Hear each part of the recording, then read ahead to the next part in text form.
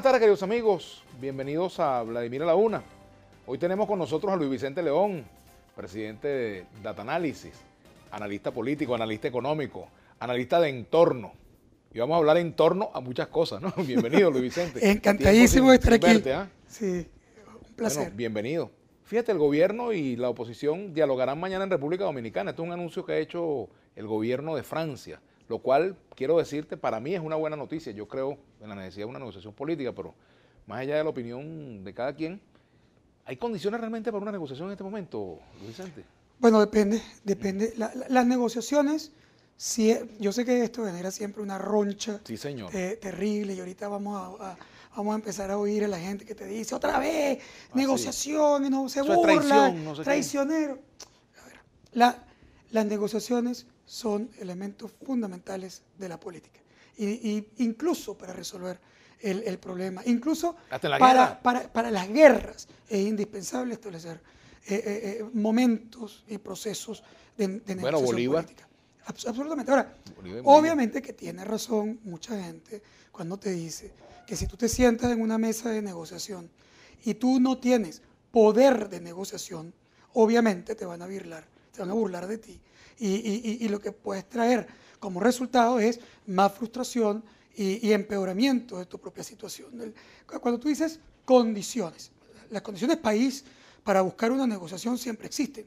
Es decir, los países necesitan que las partes se pongan de acuerdo para bajar el conflicto, para tomar decisiones, para buscar soluciones al problema. Por lo tanto, las condiciones país siempre están dadas. La pregunta es si están dadas las condiciones de los que están negociando, que es otra cosa completamente distinta.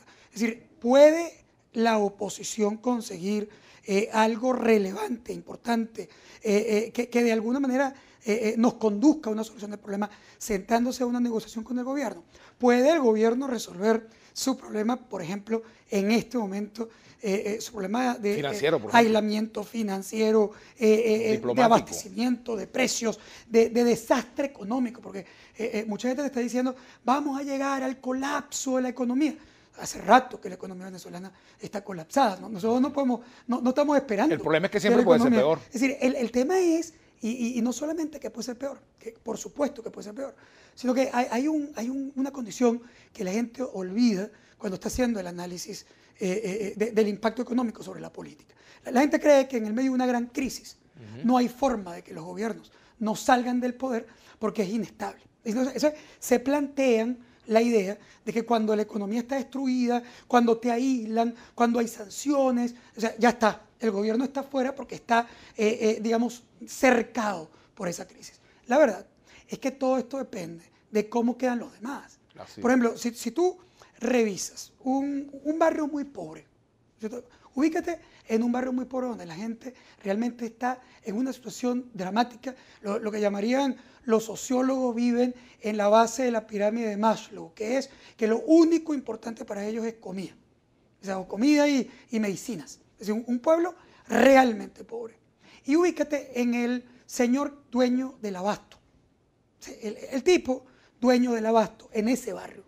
A lo mejor si tú comparas ese abastero con cualquier persona en una ciudad normal, en un país normal, o incluso con su historia pasada, ese abastero está empobrecido, no tiene recursos, no tiene alimentos, tiene escasez, un montón de problemas. Ahora, Pero ese abastero está en mejores condiciones que todo el resto de esa comunidad. Entonces, si tú lo que haces es establecer una crisis país completa, pero el gobierno, que también se empobrece, que también tiene problemas económicos relevantes, es el único que puede, por ejemplo, conseguir algo de recursos con Rusia, algo de recursos con China, algo de recursos con los países árabes, aunque sea un poquito de recursos en comparación a lo que él conseguía en el pasado.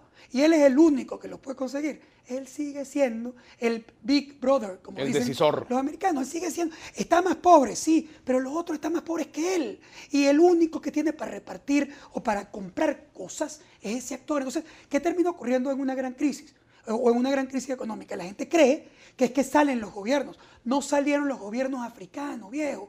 O sea, cuando tú analizas qué es lo que está pasando en África, con esa gente que se está muriendo de hambre textualmente, y agarra un barco y se va a Italia, y la mitad se muere porque eventualmente naufragan esos barcos. Es decir, ¿quién se fue de ese país que está destruido económicamente?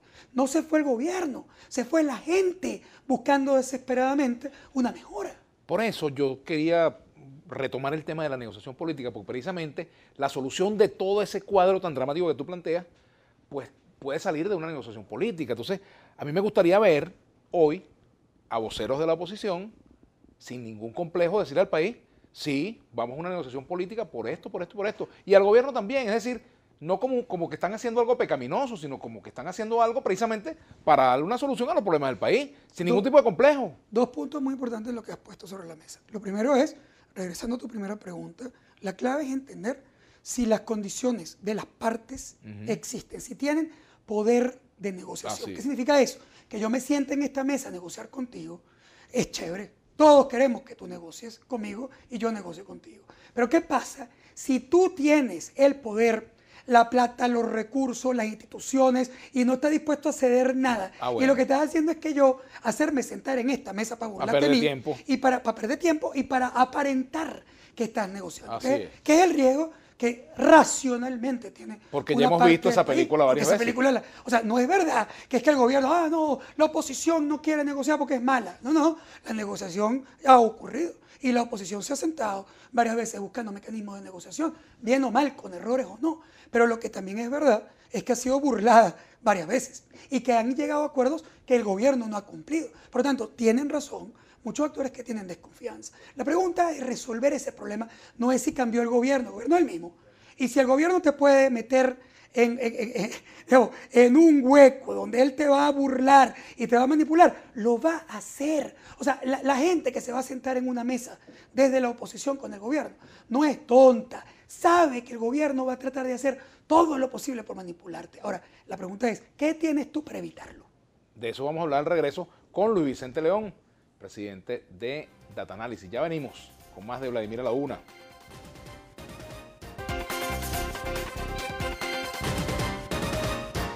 Continuamos con Luis Vicente León. Bueno, antes de entrar en otros temas como la materia económica, los resultados de estas primarias de la oposición, vamos a ir finiquitando un poco este punto de la negociación política. En la pausa decíamos que, bueno, los gobiernos no es que quieren negociar. Los gobiernos a veces van a una mesa de negociación porque las circunstancias los obligan. Ni la oposición. Ni la oposición tampoco. O sea, cuando tú haces una negociación política, la haces porque no te queda más remedio. Por estado de necesidad. Sí, porque ambas partes encuentran que en la negociación se va a resolver un problema que de lo contrario puede ser peor para ellos.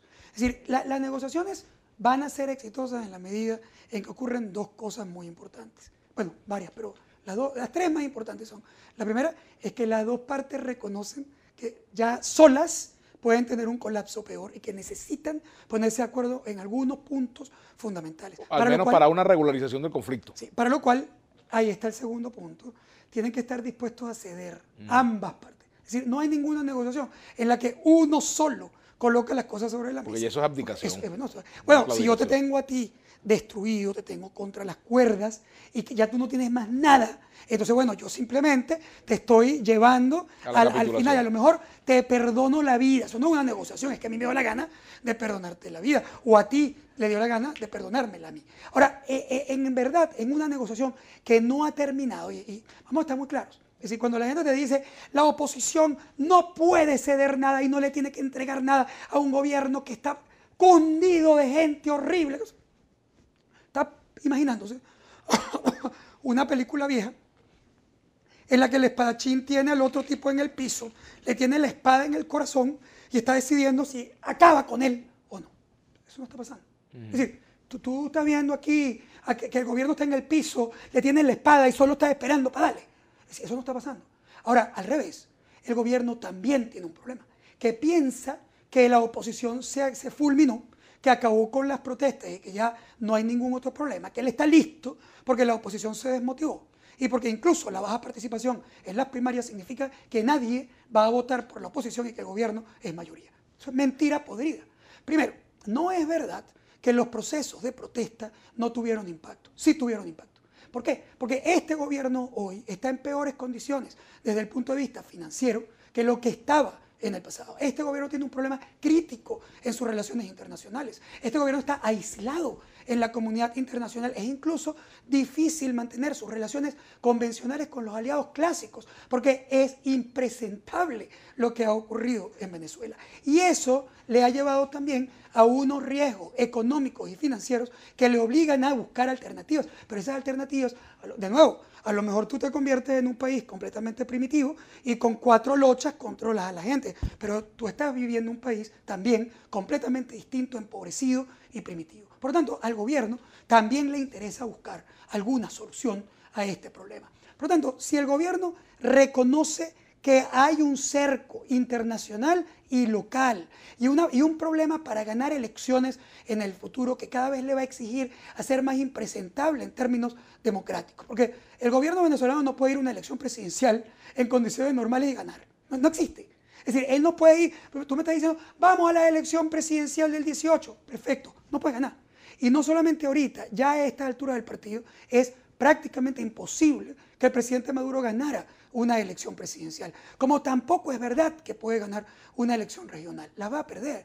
Mosca, el gobierno lo que sí puede hacer es reducir la potencia de la oposición y el esplendor del triunfo. Lo puede reducir, ¿cómo? Fracturándola. Inhabilitando, dividiendo, es decir, haciendo que la gente se sienta frustrada, que crea que te voy a hacer trampa y que no puedes ganar. Es decir, bueno, puede ser que haga trampa. Desestimulando la participación. Desestimulando la participación. Si tú juegas a la abstención y además divides y fracturas, es posible que el triunfo opositor, que de todas maneras va a ocurrir, no sea tan esplendoroso como debía haber sido. Ahora, en el medio de todo esto, el gobierno tiene un mundo que está encima de él y que le está complicando la vida. ¿Cuánto pesan, por ejemplo, Luis Vicente, esas complicaciones? Las sanciones, las condenas en el Consejo de Derechos Humanos, las advertencias del Papa, los llamados del Papa, los pronunciamientos de los cancilleres de los países de América Latina, en fin.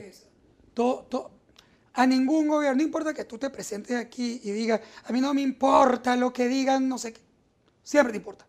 Y siempre tiene un impacto. ¿Por qué? Bueno, porque en este momento, por ejemplo, yo que no soy, como lo he dicho, lo he escrito, lo he analizado con mucho detalle. Yo no creo, más allá de las opiniones conceptuales. Es decir, cuando tú revisas la experiencia de las sanciones unilaterales de Estados Unidos contra países, tú no vas a conseguir prácticamente ningún caso de éxito. Olvídate que si son justos, que si se lo merecen. Yo no voy a hablar de eso. Lo que voy a hablar es, en concreto, que el resultado de las sanciones unilaterales económicas, más allá de las personales, me refiero a las financieras, a la de país, a la de endeudamiento, a la de refinanciamiento, a la de comercio, a las comerciales, es decir, porque las personales tienen una connotación completamente distinta. Es decir, eso además no es un problema personal. Eso es un problema que afecta específicamente a la persona que ha sido sancionada. Pero en las sanciones generales, es decir, tú tienes una impactación sobre la economía. Pero ¿qué es lo que hemos visto en el mundo con esas sanciones? Olvídate si se lo merecen otra vez. Porque la gente se pone nerviosa y dice, es que tú no crees que se merecen que los castiguen.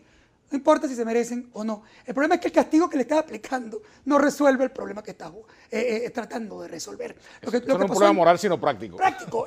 En Cuba los aplicaste y ahí están. Y no solamente están, sino que los fortaleciste. Se atornillaron. Porque, de nuevo, claro que el gobierno cubano era mucho más pobre, pero era el que podía controlar internamente y le permitiste vivir 60 y pico de años, 60 años, y ahí están todavía encajonados. Cuando la gente se tomó una champaña para celebrar que Estados Unidos había colocado al presidente Maduro en la lista de los únicos cuatro presidentes que han sido sancionados. Bueno, cuando te tomaste la champaña se te olvidó un detalle, que los otros 3 tipos que están en la lista, yo no estoy diciendo si tiene razón o no tiene razón, y si tiene derecho o no tiene derecho Estados Unidos a meterlo en esa lista. Ese no es mi debate. Mi debate es que los otros 3 tipos que están ahí, incluyendo el presidente de Corea del Norte, incluyendo el presidente de Siria e incluyendo a Mugabe de Zimbabue, los 3 están en poder, esguañangando a sus 3 pueblos, y no importa que estén en ninguna lista de sanciones de los Estados Unidos. Es decir, ¿cuál fue el resultado? El resultado es que tú complicaste aún más la vida de la gente, no solamente del líder al que tú querías ayudar a sacar del poder. Y ahí está el tema entonces. El tema es, oye, si me vas a ayudar tienes que entender, y yo sí creo que es importante la ayuda internacional, desde las organizaciones multilaterales, con los acuerdos que Venezuela ha firmado a nivel internacional, con las cartas que eventualmente tienes sobre la mesa, pero desde una manera inteligente. ¿Y cuáles son las maneras inteligentes que sí han funcionado en la colaboración internacional en los problemas internos de un país? Bueno, ¿qué sí ha funcionado? Como funcionó en Irán, para moderar, no para cambiar o para sacar, para moderar la acción del gobierno iraní. Bueno, lo que sí funcionó es cuando tú ayudaste con tus negocios, la presión tuya sirvió para la negociación política. Es decir, cuando tú no te metes en la cabeza que es que tu objetivo es sacar por la fuerza a un desgraciado, o sacar un bicho, o sacar un dictador, sino cuando tú dices, yo voy a contribuir para que la parte débil en ese país, que en este caso es la oposición, tenga elementos de fuerza para negociar con él un cambio, una apertura, una elección o un respeto de sus derechos. Entonces... Es más un rol de arbitraje, pudiera pensarse. O de presión, tú también puedes presionar. Claro, porque hay presiones multilaterales que han funcionado, pero ¿qué condiciones tienen las que han sido exitosas? Primero, son multilaterales, no unilaterales. Segundo, son siempre cosas que se pueden poner sobre la mesa para negociar el cambio, no para negociar la multiplicación por cero de tu adversario, sino para negociar, para presionarlo a que tenga que respetar a su adversario interno. Es decir, tú lo que estás ayudando es a que tome poder de negociación el actor que tiene que negociar con él. Ahora, en estos casos, fíjate tú, Luis Vicente, cuando se habla de una negociación política, cuando se habla de las presiones, surge el tema de la soberanía. Y entonces, bueno, el gobierno argumenta pues que hay una agresión contra la soberanía. Me gustaría que habláramos un poco sobre esa noción de soberanía en los tiempos actuales y cuánto pesa eso realmente a la hora de la toma de decisiones, porque fíjate que se está dando ya un proceso de negociación política, de acuerdo a lo que ha anunciado el gobierno de Francia. Vamos a comentar eso al regreso. Luis Vicente a la una, nuestra etiqueta. Bueno, el señor Luis Vicente León, el también analista Alejandro Quiñones y este servidor, Vladimir Villegas, vamos a estar en Maracaibo el próximo miércoles en una conferencia que vamos a dar en la sede de la URU a las 8 de la noche que se llama El desafío de un país, adversidad más oportunidades. Luis Vicente León, Alejandro Quiñones y este servidor, vamos a estar allí en la URU. Ahí vamos a conversar de todas las situaciones. Además, Maracaibo siempre es una plaza riquísima para la discusión. Sí, señor. De verdad que sí. Para que vos veáis. Bueno, bueno, Luis Vicente, fíjate tú el tema de la soberanía, pero fíjate tú cómo es Francia el que anuncia que hay una negociación política en Venezuela. Bueno, es fíjate, interesante, ¿no? Con esos temas de soberanía, yo soy un absoluto defensor de la soberanía, del derecho de los pueblos, del respeto digamos, a la solución de conflictos, incluso internos, en un país. Yo, además, estoy en contra de intervenciones, en contra de acciones que pueden afectar a un pueblo. Ahora, eso es una cosa distinta a la participación de la comunidad internacional y la ayuda de la comunidad internacional a los conflictos o a las crisis que se pueden producir. Y también hay que separar lo que tiene que ver con los temas de derechos humanos, porque lo que tiene que ver con derechos humanos no tiene nada que ver con la soberanía. Bueno, no. Tú puedes ser soberano para lo que te dé la gana, menos para violentar los derechos humanos. Pero además, cuando un país firma convenios, acuerdos, tratados en materia de derechos humanos, está cediendo un poco tu soberanía, como lo hacen los otros también, porque es un tema de vigilancia mutua. Todos nos vigilamos. Todos los firmantes. Mira, yo no me meto en la casa de nadie y yo no voy a actuar en el conflicto de mis vecinos, de ninguna manera. Es decir, yo no voy a actuar. Eso sí, si yo estoy en mi casa y el vecino al lado le está pegando a patadas y amenazando la vida de su esposa y yo lo estoy oyendo, júralo que yo voy a llamar a la policía. Es decir, eso sí va a pasar. Es decir, va a haber una acción. ¿Por qué? Porque si no, entonces yo paso de la soberanía interna de esa casa a ser un cómplice de un asesinato. Esas son cosas completamente distintas. Luis Vicente, bueno, hay muchos temas interesantes que debemos abordar. Uno de ellos es el resultado de las primarias, que por cierto, bueno, hay algunas controversias, como en el estado de Aragua. Ismael García está denunciando pues, que Primero Justicia le quiere desconocer su triunfo allá en Aragua, ¿no? Pero además de eso, bueno, está el nivel de participación. También ha habido controversia con respecto al resultado en Amazonas, pero me gustaría una pincelada sobre lo ocurrido el domingo. Sí. Mira, yo si te soy sincero, yo creo que el evento de primarias no tiene realmente ninguna sorpresa relevante. Siempre es rico analizar todos los fenómenos electorales, los fenómenos políticos, discutirlos, etcétera. Pero hay unos que traen sorpresas y unos que no traen sorpresas. ¿Cuál es la sorpresa del domingo pasado? En mi opinión, ninguna. La primera, oye, que la participación es muy baja. Bueno, eso es natural. De entrada, todas las elecciones primarias tienen participaciones realmente muy bajas, porque son eventos que terminan siendo eventos prácticamente internos de las maquinarias y de los partidos. Y lo segundo, podía incluso ser hasta un poco más apática la gente frente a él, porque es muy reciente, de una frustración en la oposición, que es el resultado que hubo alrededor de la protesta, etc. Es decir, venía muy golpeada la oposición, y por lo tanto llamando a la oposición golpeada de otro evento donde además, oye, se presentó abiertamente lo que fue denunciado incluso por la empresa que hace el sistema, denunciado un fraude electoral. Bueno, obviamente que tú ir otra vez, llamar para un proceso electoral, etcétera, divide o fractura a la oposición. Ahora, brincar de ahí a que eso significa que nadie va a participar en las elecciones regionales, o que eso significa que la gente ya no quiere a la oposición y ahora se volvió chavista. Es decir, es una ridiculez.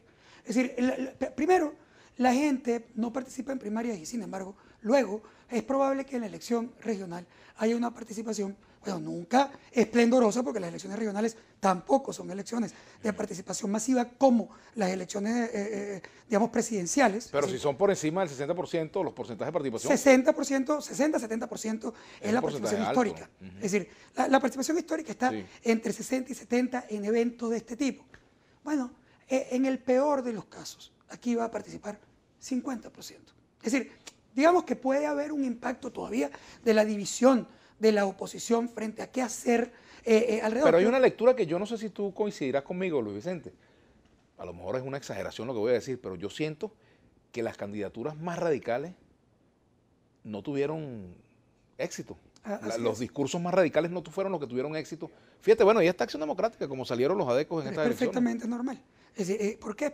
Aquí hay dos elementos sobre eso. El primero, es normal que las propuestas más radicales y los partidos más radicales tuvieran el peor desempeño en esa elección. ¿Por qué? Bueno, porque justo los radicales no son los que le dijeron a la gente que ir a una elección era una locura, que era una traición a la patria, que escoger un gobernador o ir a una elección regional o votar o participar en el Consejo Nacional Electoral era, digamos, una barbaridad frente a lo que había ocurrido en Venezuela. Porque no lo estoy criticando, estoy describiendo. Es decir, si tú dijiste eso, obviamente, cuando te presentas a la elección primaria y le pides a la gente, bueno, mira, para allá no votes, pero aquí sí, porque aquí está mi candidato, es decir, bueno, te van a decir, no, para nada, olvídate de eso. Es decir, mi gente natural es la que menos motivada a votar iba a estar. Y por lo tanto, esos partidos tuvieron evidentemente mucho más problemas para poder captar votación. Y en un evento tan pequeño, el tema no es si tú eres mayoría o no, sino si tú tenías la capacidad de mover a los electores que te iban a elegir. O sea, aquí no estaban necesariamente eligiendo al tipo más popular, estaban eligiendo al tipo que, primero, que se había dicho siempre que había que votar, y segundo, que puede mover a su gente en una maquinaria. Bueno, obviamente para los moderados era más fácil. Con respecto al tema de quién ganó las elecciones primarias, también hay que verlo con mucho cuidado. Por supuesto que para Acción Democrática esto es un resultado, digamos, muy halagador.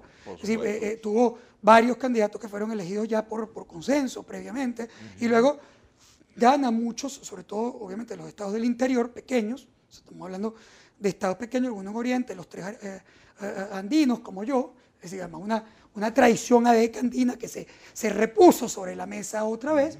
Es decir, eso para Acción Democrática es una excelente noticia, porque obviamente está como reviviendo, mostrando fuerza en el interior del país. Sin embargo, eso no va a poder confundir con mayoría. Acción Democrática no es el partido más grande, a lo mejor lo termina siendo otra vez en el futuro. ¿Qué pasa? ¿Dónde están los electores? En Venezuela los electores no están en esos estados. Los electores grandes están en 4 estados. O sea, es Miranda, Carabobo, Miranda, sí. Zulia, claro. Zulia, por cierto, de primero, incluso por encima de Caracas. De Caracas. Y de Miranda. Es decir, Miranda, de Carabobo, Lara. Así es decir, esos son, Aragua, Vargas, tienen, digamos, el porcentaje más importante. Pero hay un detallito. Ramos Ayub no está inhabilitado. Sí lo está Capriles, sí lo está Leopoldo López. No, no. Ese es un detallazo. Yo simplemente lo que estoy diciendo es, desde el punto de vista de partidos, lo que hay básicamente es una distribución de fuerzas distintas, que obviamente para Acción Democrática, desde el punto de vista perceptual, le da digamos, mucho charming, porque ella está en muchos estos chiquitos. En cambio, por ejemplo, Primero Justicia tiene un resultado estelar también. Es decir, desde el punto de vista numérico. ¿Por qué? Porque gana los estados más populosos, que son Zulia y Miranda, donde, evidentemente, si tú sumas esos dos estados, probablemente están todos los chiquitos de sus adversarios. Entonces, ¿cómo te parece ese rollo con Ismael García en Aragua? Bueno, de nuevo, no.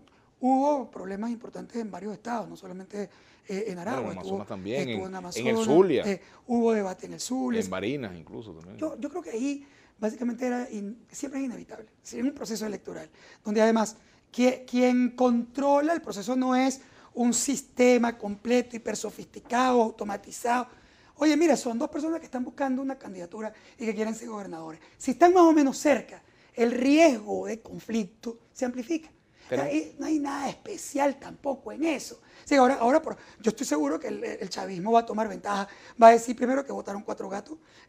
Segundo va a decir que se pelearon, que son unas gatas ladronas. Es decir, todo eso va a decir el chavismo sobre las elecciones primarias. Pero en verdad, número 1, votó el que más o menos siempre vota. Y número 2, a pesar de los conflictos, la oposición sí logró un acuerdo perfecto, porque va con un solo candidato prácticamente en todos los estados del país. Así es, tenemos que hacer una pausa. Al regreso quiero hablar de yuan, no de Joan Manuel Serrat, sino de yuan, rublos, rupias y dólar. Ya venimos con Luis Vicente León.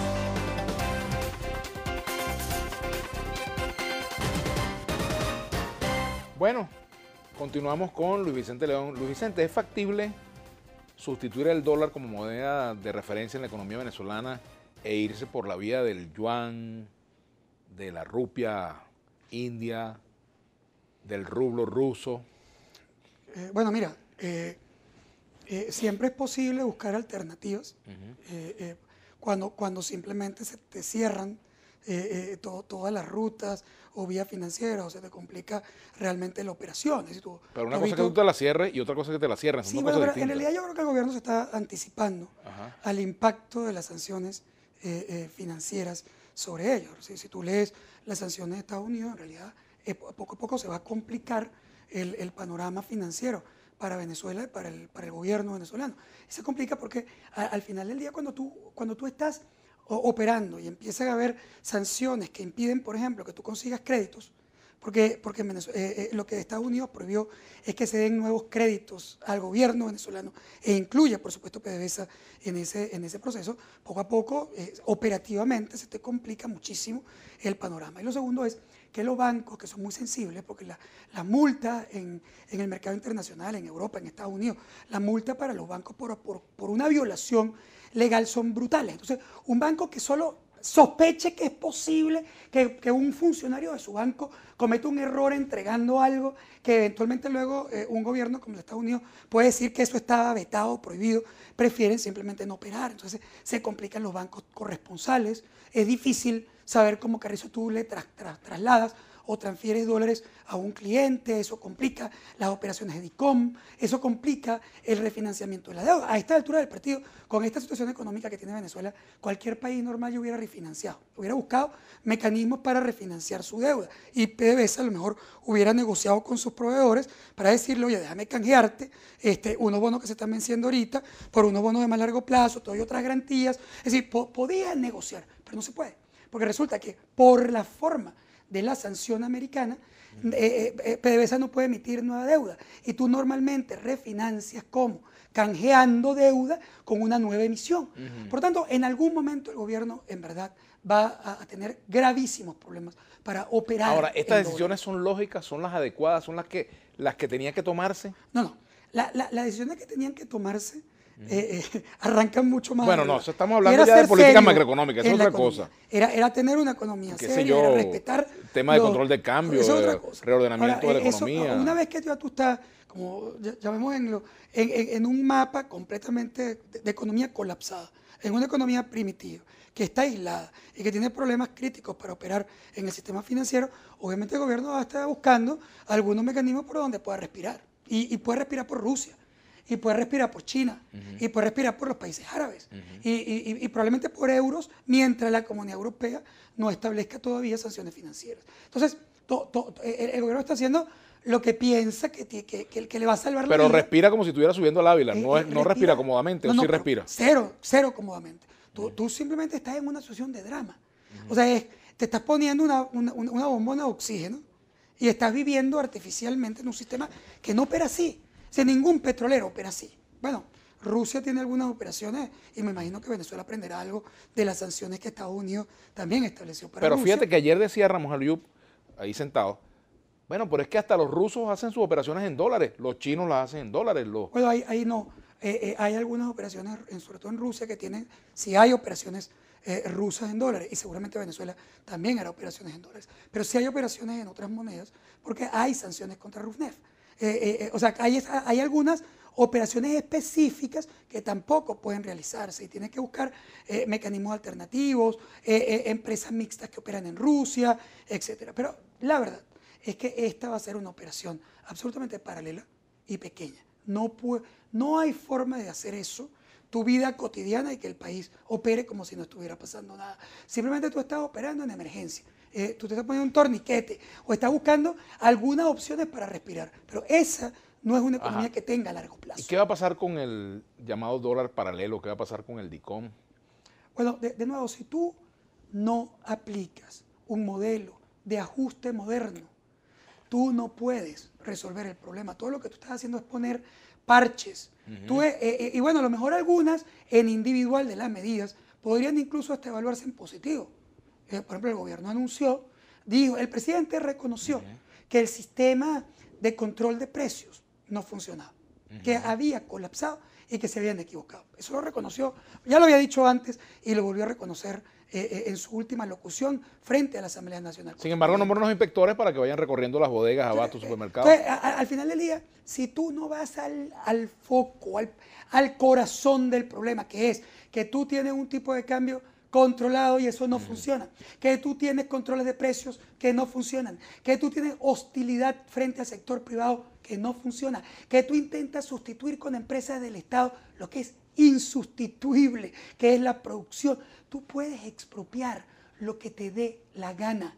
Tú puedes expropiar máquinas, tú puedes expropiar plantas, tú puedes expropiar equipos, tú puedes expropiar dinero. Lo que tú no puedes expropiar es la inventiva, la creatividad, el conocimiento gerencial, la capacidad de desarrollar negocios, el conocimiento, es decir, las relaciones internacionales, la historia comercial para abastecerte. Eso tú no lo puedes expropiar.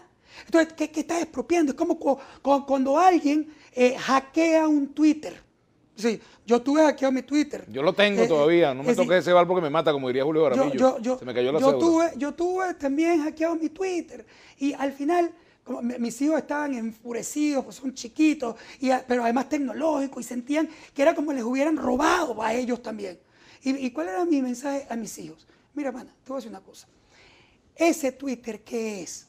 Es lo que yo coloco ahí. Tú te puedes robar el Twitter. Tú puedes hackear el Twitter, tú puedes hacer lo que te dé la gana. Lo que tú no puedes escribir, lo que yo escribo. No es que yo sea mejor. Tú escribes espectacular, hay 20 personas que escriben. Pero lo que yo escribo es lo que yo escribo. Es lo que pienso, lo que analizo, lo que sé, lo que yo te puedo compartir. Y eso no lo puede hacer nadie, no importa que te robe tu Twitter. Por lo tanto, no sirve que tú expropies empresas y intentes con eso sustituir los valores de producción, porque no funcionan. Es obvio lo que ha ocurrido en Venezuela. Tú expropiaste como Estado los centrales azucareros y no hay azúcar. Tú expropiaste las plantas de leche y no hay leche. Tú expropiaste las empresas que financiaban procesos agrícolas como Agroisleña, y que hay una destrucción total en el sistema agrícola de financiamiento y tecnología. Tú expropiaste la planta de envases y no hay nada de producción.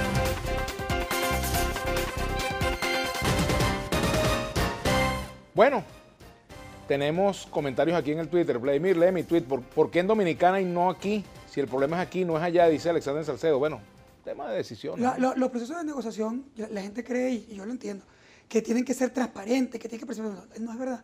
Los procesos de negociación política usualmente son en privado primero, porque es la única manera de que tú estés dispuesto a ceder cosas claro. y el otro también. Además, ya vimos el otro modelo. Yo participé muchas veces. Claro. Y vimos el modelo donde se estaban diciendo las cosas a la cámara, no le están hablando al otro. No puedes, porque entonces ahí estás inhabilitado a entregar cosas que nadie quiere que entregues. Sí. Pero en una negociación, a ver, dos cosas con la negociación. La primera es, no se negocia con los malos. ¿Y con quién negocias? Es decir, si a ti te secuestran, ¿con quién negocias? ¿Con el cura de la iglesia? O con sea, el tú negocias con el secuestrador. O sea, y después tú vas a tener que entregar. Te da nota entregar cosas por algo que es tuyo. No, te parece horrible, pero a veces eso es la única forma de resolver el problema. Mira lo que te dice María Elena en este comentario. Siempre es súper interesante oír a Luis Vicente León, me encanta, lo felicito y lo respeto, me dio clase en el IESA, muchas veces me daba rabia lo que decía. Si no hay intervención de esa violación de derechos se convierten en cómplices, dice por aquí Analítica. ¿Cree Luis Vicente que el gobierno quiere negociar? Estos actores no son como los del Pacto de Punto Fijo, dice Valeria Vázquez. Ya lo dijiste tú mismo. No, el gobierno no quiere negociar. Y la oposición tampoco. La oposición quiere a Maduro fuera y Maduro quiere permanecer en el poder per secula seculorum. Eso es lo que está claro. Ahora, las negociaciones se tienen que producir por la presión que se ejerce interna y externamente para ambas partes ponerse de acuerdo en la solución de un conflicto. Ajá. James Ball, dice por aquí. Jaime Pelota se llama. Eres la persona más ingenua del mundo si crees que con el gobierno se puede negociar. No.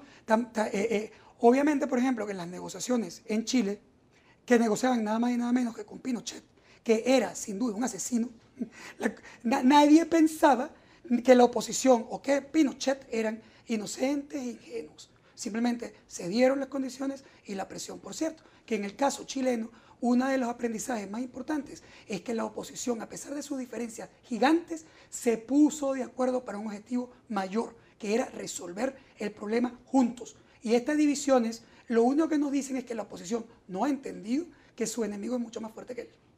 Sonia y López, ¿cuándo acuden a Barquisimeto para esa charla? Bueno, cualquier día de esto, si los invitan. Bolívar Divisa, los políticos hablan de soberanía para mantenerse en el poder, los gerentes de cambio de modelo económico. ¿Por qué?